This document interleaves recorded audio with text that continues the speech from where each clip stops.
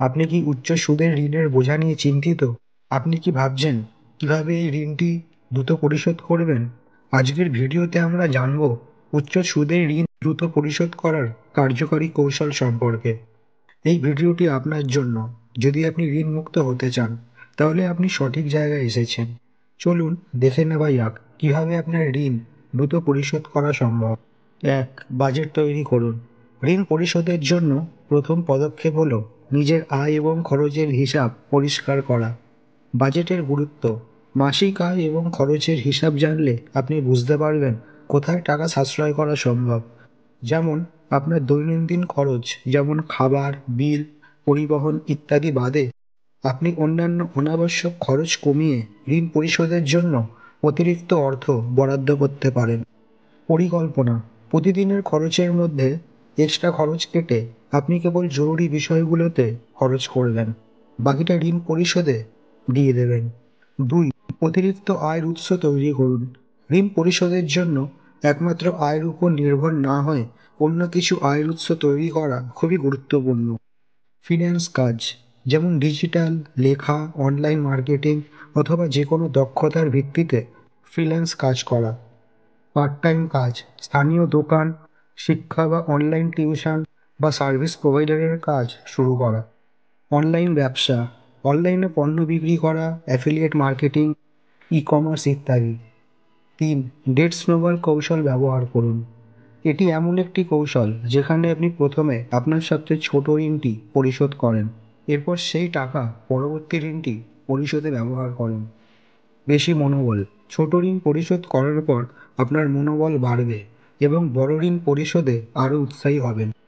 কিভাবে কাজ করে: প্রথমে সবচেয়ে ছোট ঋণ পরিশোধ করুন, এরপর সেই অর্থ যা আগে ঋণ পরিশোধে ব্যবহৃত হতো তা পরবর্তী ঋণ পরিশোধে দিন।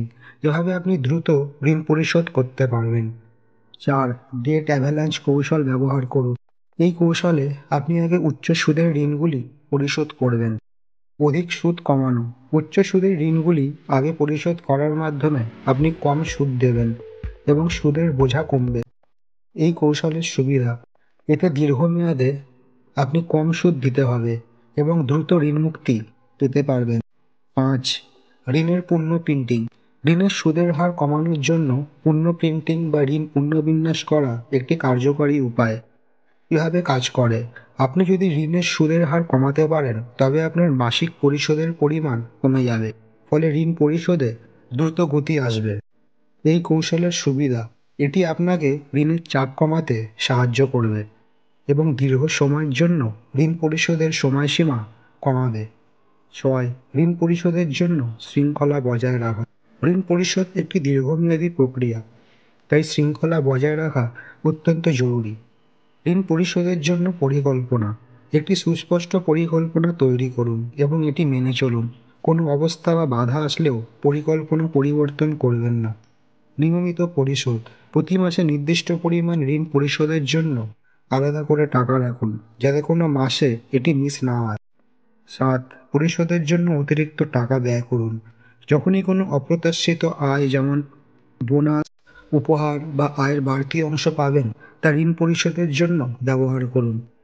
কিভাবে কাজ করে: অতিরিক্ত টাকা ঋণ পরিশোধে যোগ করার মাধ্যমে ঋণ পরিশোধের সময়সীমা কমবে এবং সুদের পরিমাণও কমবে।